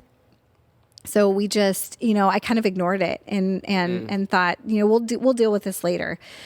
We did try a small series of medical things to try to fix a couple problems that we thought we might have, and thought that maybe this will fix things and it'll get better. It didn't. And then, probably a year into the experience, I said, I can't do anything else right now. And we didn't have any money to face doing big things like IVF or any fertility treatments. We didn't have money for stuff like that. So that seemed impossible. I thought, I don't know even how, if you can't have children naturally, like, what are your options? You just don't get to have kids, and I know, there's lots of people who have adoption on their hearts and things. And so we thought, well, we'll have to pray about that. I'm not ready for that conversation right now, is what I thought, what I said at the time. And I was mostly just mourning the loss of the life that I thought I was going to have, and feeling angry at God for who I thought, I'm such a faithful servant of yours. I thought I was, and I tried to be, a good steward of the things that you've given me. And I don't understand why I am going through this. This is like the one thing I've always wanted so badly. Like, why can't I have this? And so I went through a period of just really deep, dark mourning and loss. I mean, for years. And we just kind of shelved that, it, and thought, well, maybe it'll happen on its own. And it never did. And several years had gone by, and we were probably 4 years into the journey. So a year and a half of it was actively trying to figure out what was wrong, and then probably another 2 years of just stagnation as I grappled with the reality of everything and feeling lost and really, really sad. And then right around I think it was 2017, my dad fell ill, and my dad's had up until that point kind of reoccurring health issues, and he was older anyway. So it wasn't a huge surprise that he was sick, but he fell ill and ended up being, I think that was, if I'm trying to remember the math correctly, I think it was 2017. And he ended up falling into hospice like in May. And I was finishing up a semester, and actually the church at the Bridge, which we were now actively going to, had asked me to do the Vacation Bible School to lead it. Oh, I remember that. It was one of my first ones here. Yeah. Yeah. So was that 2017, you think? It wasn't 2018, I don't think. Was that? I can't remember. It was like pirate ship theme. Yeah, or I can't something remember. like that. But anyway, it was either 2017. It could be. I'll try to remember the date. But anyway, so my dad was really sick and ended up passing away that same week of VBS. And so I was coming to VBS and being like, I was the character on stage with all the kids, right? And so I was doing that, and then I would leave here and go over to my dad's, and then the night my dad died, the next morning was the big finale of VBS. And so I came, and I remember trying to come up on stage and just being the big character, lots of energy for the kids, but I just lost my dad, and it's like so much illustrations going on, trying to play a character in a role at such a difficult time. Yeah. So it was, but what happened, and the reason why I'm sharing that now is that once that all transpired and I had like lost my dad, like my dad was gone. And obviously we know that life can be very brief. Like the brevity of life is something that we deal with all the time. We don't know, but losing your dad, the reality of it hit me so hard. And I just thought, well, he's gone now. And all these experiences I had with him are memories now, just overnight, like in a moment. Yeah. And it just struck me, and I couldn't really let go of that realization that all these things that I'd hoped for him, including like meeting his grandchildren, like he would never see them on this side. And that was just, I was so sad about it, and I was thinking, what are we waiting for? All this time that we've been waiting to have kids because we were waiting for finances, or we were waiting for all these things to happen that would make it the perfect situation. And I went to my husband and I said, I don't want to wait anymore. I want to pursue whatever we need to pursue to try to have a family. We don't need to waste any more time. And so we started the process of looking into fertility doctors to help us along the way. And the doctor, we ended up not being able to go through our insurance because they didn't cover anything. And the doctor that I ended up finding was a referral from a friend. And I think this was in like summer, so August-ish. And then she didn't have any availability until like the following February or March, like to come in. Wow. That's how booked her practice was. Okay. So I was devastated, of course, because I'm thinking, I'm ready. Just like when I was in school, I'm finally ready. I need this thing to happen like right away because I'm finally ready. And after all these long years of waiting, I'm ready, and I don't want to have to wait 6 months for this now. And so, but sure enough, once again, God was reminding me that his timing is better than mine. And so I was so disappointed. Well, through like a miracle, we actually got a phone call in October saying, hey, we actually can come in. You can come in now. Yeah. So we were able to go in and see the doctor and get things going. And we tried a few different things that we actually were able to get pregnant that November. So about 6 weeks later, we were super excited. And so we told our family and everybody. We even announced it in church because we'd had so many people that had been praying for us to have children and all this stuff. We had people who were like, you're going to have twins. We just believe all this stuff. And all these years of like long awaited hope. And we finally were pregnant. We couldn't believe it. And we were so excited. And so we went in full guns blazing into it. And we were, so happy. And then we found out that the pregnancy was actually ectopic, which, for people who don't know, it just means that it's non-viable because the embryos were actually in my fallopian tube, which you can't have a pregnancy there. Right. And we had so many people that were praying for our pregnancy, so many people who had been praying that we would have twins, all this stuff. And we found out there was actually two, and they were both ectopic. And so we couldn't believe it, but we had to have a surgery. Otherwise it could have ruptured and taken my life. And so obviously that was like I can't even say that was devastating. That's not even the words, the lowest point in the whole journey. The lowest point in the whole journey. Because I thought, if we get pregnant, then that'll be great. I never thought that I even told, I don't remember who it was, but I told somebody that I wasn't worried about the pregnancy because I thought for sure all of our troubles were behind us. I thought God's not going to allow me to go through all of this grief and trying to get pregnant and then have this not work out, right? There's no way. And sure enough, that's exactly what happened. And so when we lost that pregnancy, I was just devastated. I mean, there's not even words. I still think back on that time, and I wasn't even me. That wasn't even the version of me that anybody knows today. I was in such a dark place. I remember on my darkest moment, I even said to my husband, I was like, "Can you lose your salvation? I don't know what I believe anymore." And he was crying, and he just was holding me, and he was like, "No, we can't be plucked from his hand. You're there, and he's going to get you back. We have to get through this dark time. We're going to get back." Yeah. And he was right, and we did, but that kind of makes that whole time seem like it was short. It was long and arduous and deeply devastating. But what through all that happened was we were able to get pregnant again, through the also very long process of IVF, but we were able to have our twins. Yeah. And so they were born in March of 2019, and that was just like the greatest thing ever. And just the response from, I always tell people too, like, I feel like my kids wouldn't exist if it weren't for the prayers of the people of this church. Quite literally, I feel like they wouldn't exist because I feel like they were prayed into existence through this church because so many people so deeply felt my pain and agony and wanted so badly for us to have that. And so they, and I whenever I see them here and see other people interact with them, I'm just reminded of God's faithfulness and how they wouldn't exist if it weren't for, I didn't have faith at the time. I was completely in a dark place where I couldn't pray for myself.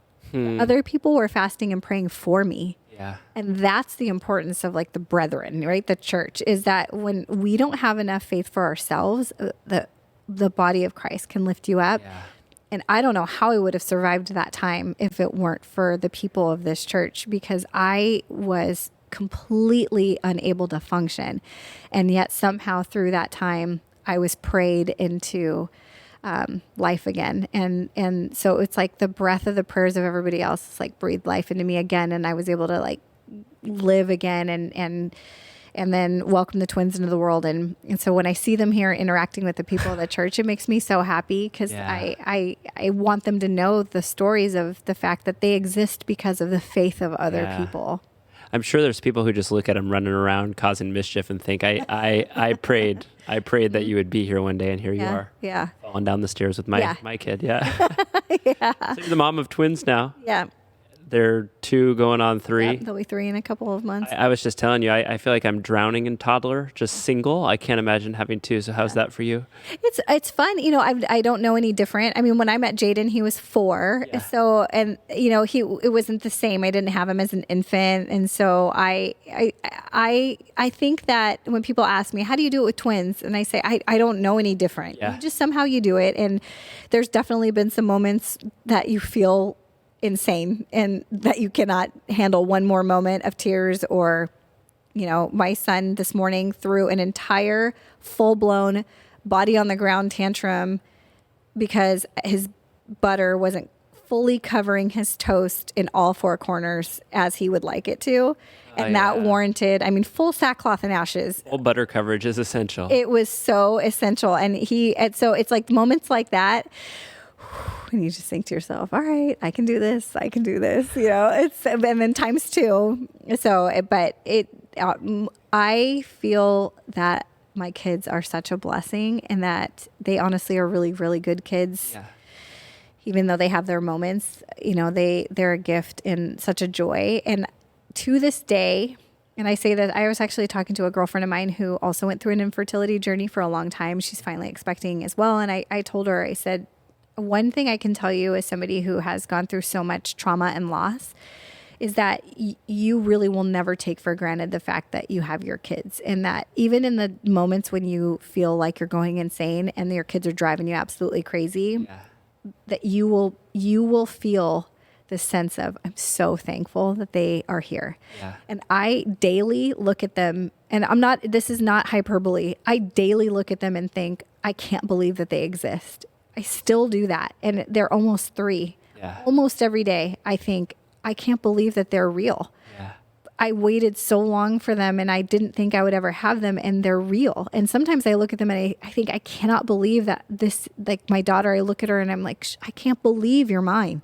Yeah. And my son, it's almost like I still cannot believe that I get to see every day God's active living promise. Yeah. We were just talking about how I don't get really emotional, but if I talk about the fulfillment of God's promise in my life, that is enough to make me want to cry. Like they just seeing them daily, knowing they are a literal answer to prayer. They're little miracles walking around your house. Literal miracles walking around, and I get to see them all the time. It's such a blessing. Well, what would you say? I think, so, I mean, we've had this conversation before, and we've experienced miscarriage and those sorts of things before. And one of the things I found was when it happens, you feel like you're the only one that's ever happened to, and then you talk about it and you realize that's a story.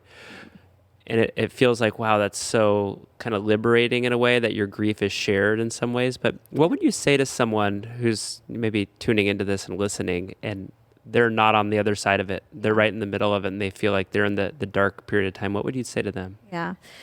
I would say, first and foremost, that what you just said, that freedom of knowing you're not alone, was what carried me through some of those dark moments, because it really is very isolating. And I actually felt like when we were first going through our infertility journey that like nobody was talking about it. Like I would Google search support groups and things, and you couldn't find anything. It just felt like there was nothing there. Nobody was talking about it. There was just so very little social support for that. And I thought, well, what do you do then? I just am supposed to be sad alone in my house because there's no one to talk to? How come there's nobody to talk to? And especially if you're calling a doctor and they're saying, sorry, we're booked for 18 months. You know there's people out there somewhere. Right. That's exactly what I thought. I thought, well, if her practice is that busy, there's got to be a lot of people who, but even years before that, when we were kind of in the beginning of our journey, there's just no support anywhere and nobody was talking about it. And that to me was so isolating. And I did find a couple of little groups, and I found one, a blog from a lady who was expressing her journey. And that was like, I needed that. So I would tune into her blog all the time and read all of her posts, because it's like I needed to have the connection with somebody else who was going through something similar so that I didn't feel so alone and crazy. And so I would tell somebody who's going through that right now in the season of waiting that well, nowadays there's so much more out there. Like you can Google search or on social media, find support groups. So it's, on the one hand, it's great to know that the support is there. So you don't have to be alone. And you can find other people who are going through similar experiences. But the other part of it is that, it sounds cliche, but you really have to stay steadfast in your hope. And I've had so many people tell me that my story gives them such encouragement because I was such a pillar of faith during that time. And I say, no, I wasn't. I was not. I was a heaping mess of tears and doubt. And I was not this pillar of faith. My husband was, and I'm thankful for him during that time, but I wasn't. I was doubting all the time. I even was at the point where I doubted what I believed. I was so upset. But the thing that I think I cling to now, and I clung to then, was I kept asking myself, am I still a Christian? Like, do I still believe in Jesus if I'm this upset and feeling this betrayed and this alone? Like, that's not the faith that I used to proclaim to have. Like, somebody who believes in Jesus shouldn't feel this low and this dark and this lonely, because you have this hope. So why do I feel this dark and low? Like, maybe I don't believe what I thought I believed. And then I used to ask myself, if somebody that I know, or even a stranger, came up to me and told me that they were struggling with their faith or that they didn't know what to believe, would I just say, yeah, you're right, like there's nothing to believe in? Or would I try to encourage them? And the answer was I would try to encourage them. And that's what reminded me, I really do believe. Yeah. I just didn't have enough faith for myself during that time. It's like I could easily extend God's grace to so many other people, but for some reason I felt like it just wasn't going to apply to me, which is why the fact that so many other people were praying for me during that time was so important. Yeah. So I think that for the person who's struggling, if you can find yourself in a position to be able to share your struggles with somebody else so that they can pray for you, if you feel like you're not strong enough to pray for yourself, then share it, because then that person or those people can pull you up out of that muck and mire. Ultimately, it's Jesus who's doing that, but we're the hands and feet. So like, we can pull you out of the darkness until you're strong enough to stand on your own. And while you're waiting for that collision, I always call it the collision of the waiting and the promise. Like, there's a moment when the waiting and the promise collide, and it's beautiful and chaotic, and it looks different for everybody. Yeah. But the moment of waiting, the promise will come true. We just don't know what it looks like. Yeah. But God's promises for us are always going to happen, but they don't always look the way that we want them to in the moment that we want them to. And I'm like a great example of always, it's like I want what I want when I want it, and God's saying, here's my timing of something, or here's the way I want something to happen in your life. So if anybody is encouraged through my story, I hope it's just that I have so many examples of times when I felt like I had a plan for my own life, or I thought that this is the way something was going to happen, and God was like, no, I have a different plan for you. Yeah. And ultimately, that plan has always been the better plan, right? And logically, we know that to be true, but to walk it out is a whole different thing. And so for me, to be able to go through various different moments of trauma and disappointment and heartbreak and things that didn't work out the way that I wanted them to, but to be able to stay with full confidence, like, no, yeah, I believe in Jesus Christ, and I believe that he's my Lord and Savior. And I know that I know, just as a little girl who didn't know. Yeah. I know that he is the same yesterday, today, and tomorrow. And that is the only thing that can give us comfort when we're in the midst of the struggle. You know, I'm thinking as you're talking, I was just thinking, I know that you sing on the worship team. Mm-hmm. And I was almost, as you were talking, having this sense that as people are led into worship the next time that you're up here, I think it's going to take on a new depth for them. I think one of the things that my wife and I have always appreciated about you and Jimmy is I feel like so much life is kind of curated almost for Instagram and presented, sanitized and cleaned and polished down. And I've never experienced that from the two of you. It's this constant, like, it's almost like full permission, right, when you start talking to the two of you, that you can be yourself. Yeah. It's, you know what, I can help lead worship. I'm a faithful follower of Jesus, but I've been in a time where I didn't even know if I believed that anymore. And you can say that. Yeah. I really, really appreciate that about you. Yeah, thank you. As we kind of turn towards the finish line a little bit, if you're comfortable with it, I want to do a little shout out, because you kind of need a book publisher. And it's not like you need an idea. You already have a book. So tell us what the book is about. Tell us what it is, and then I'm just going to shamelessly say, if you're watching this on YouTube, click the share button, type in all bold on your Facebook or your Instagram, this woman needs a book publisher, and we're going to find one. Tell us about the book. I've read a little bit of it. I read one page, and I think I'm allowed to say this. If I'm not and people get upset, I literally turned to my wife and said, holy crap, he is an incredible writer. Really, honestly, you're an incredible writer. So tell us about the book. So this was something that I did not see coming on my radar. This was definitely one of those fulfillments of me telling my students in class, I don't know what I want to be when I grow up. And this is proof of that I feel like my life is still ever evolving in Christ's name and things that he wants for me to do, that there's lots of times that I'm thinking, where did that come from? But I wrote a book. It's done. It's written. It's on my desk right now, waiting for me to kind of put the finishing touches on some of the editing that I've done. But the backstory is that one day, several years ago, I was, I think, getting ready to go teach, and I was getting dressed, and all of a sudden,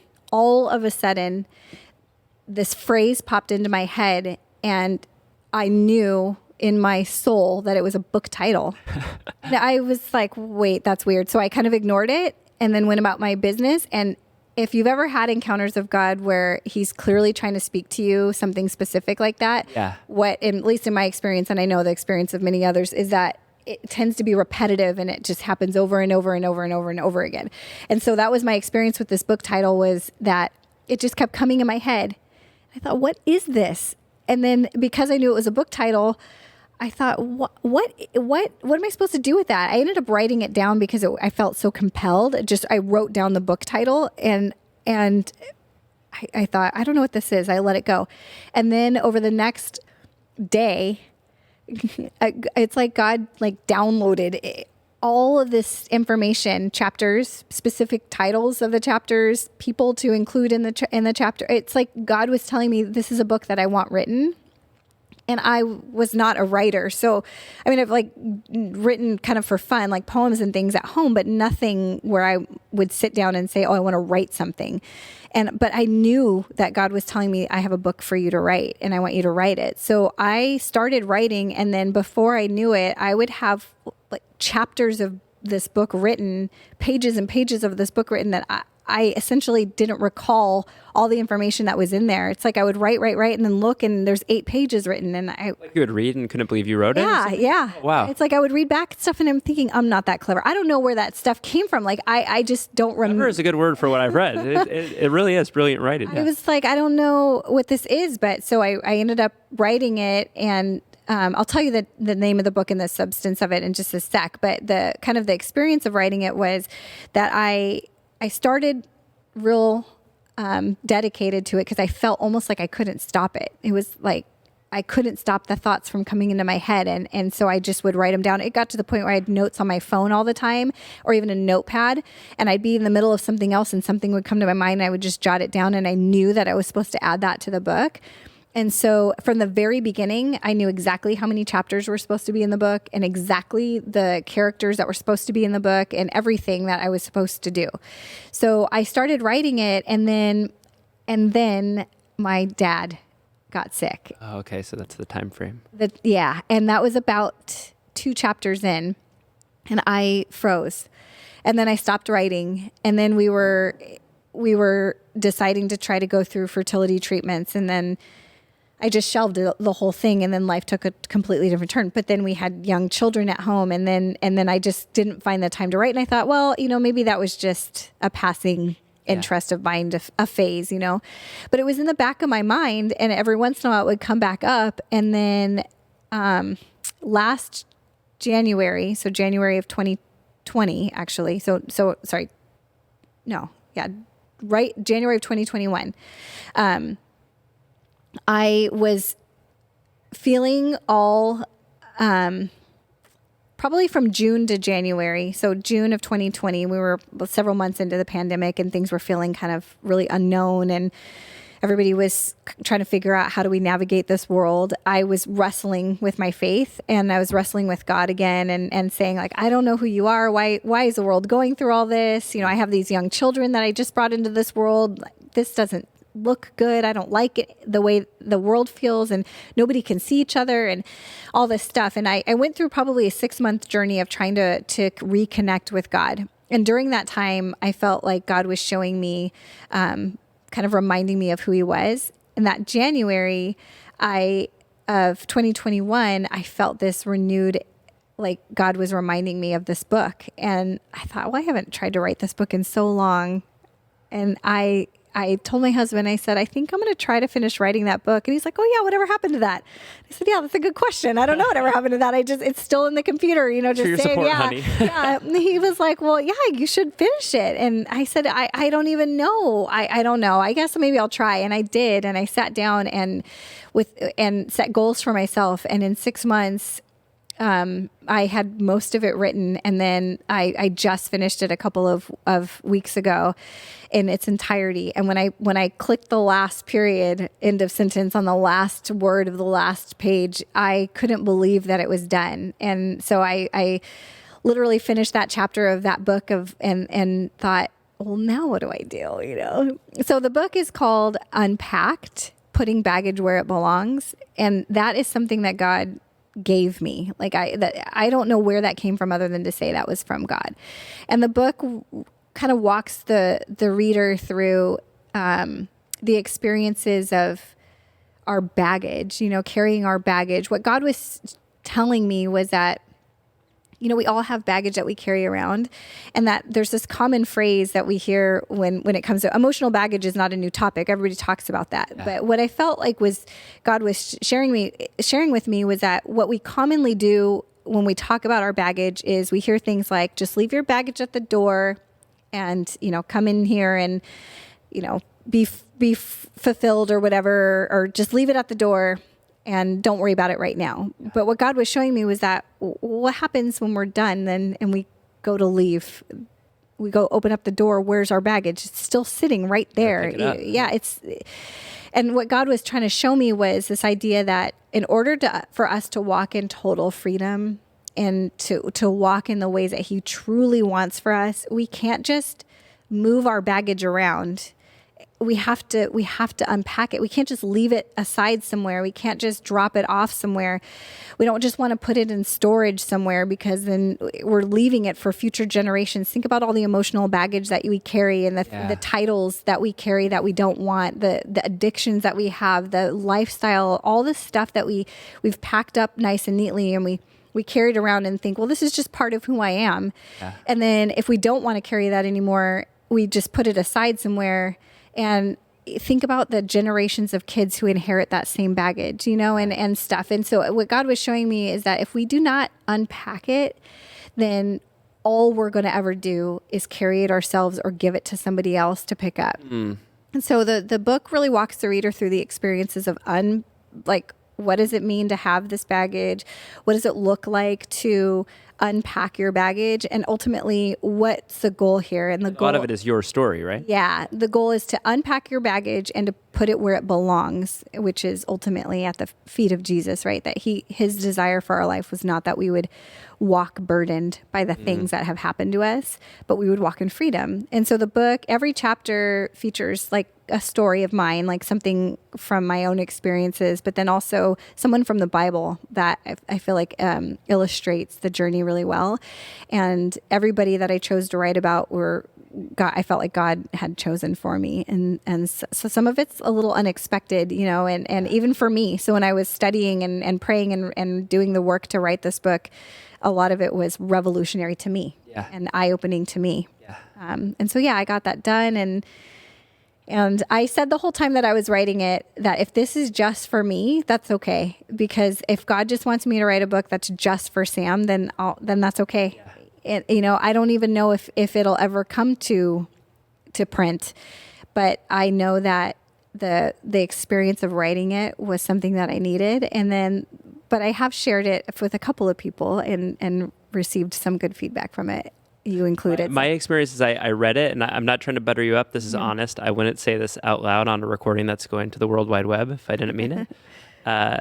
There are major publishers that have published books that pale in comparison. It should be published. So we're gonna find it for you. Thank you. It's my new part-time job. I love it. So I appreciate that. That's and when I stopped working at Cal State Fullerton, which I say that I retired last semester or in the fall semester, or sorry, I guess it was last spring semester, so that I could stay home with my kids. I thought I know that there's something else that God has for me, and I think that this was part of it, that this idea of being a writer, and I have lots of other things that are in my heart to write. And so I'm excited for this new phase. I still find it hard to kind of describe myself that way. But if I'm being honest, I really feel like this is something that God has for me. So Book tour. I'm telling you. Book tour to where? To Tustin? At this pace, maybe 2026, you might have to wait, but we'll see. Right. I'm excited though, and thank you for your support. Yeah. Well, we can wrap up. I've been ending our podcast just letting you know, fair warning. It seems like everyone's experiences, you might get mobbed on a Sunday here. I think so often we feel like from afar, like I know who Sam is. Maybe I've heard her speak before, but there's like some feeling between us where we feel like I don't want to be the person to introduce myself and then have it be awkward. Yeah. And I feel like what we're learning about this is it's no longer awkward. People get to approach you and feel like, oh my gosh, there's something that you said on this podcast that totally resonates with me. So I'm really excited to see what kind of relationships and bonds are formed because of this. And thank you so much for coming and sharing your story. Absolutely. Thanks for the good French press. It was decent. It actually came from Humboldt County. My little brother sent it to me for Christmas. Nice. It's called Good Strong Coffee. That's what the how we brew is like called. it. That's how we like it. Well, thank you. Right. We'll sign off. All right. Absolutely.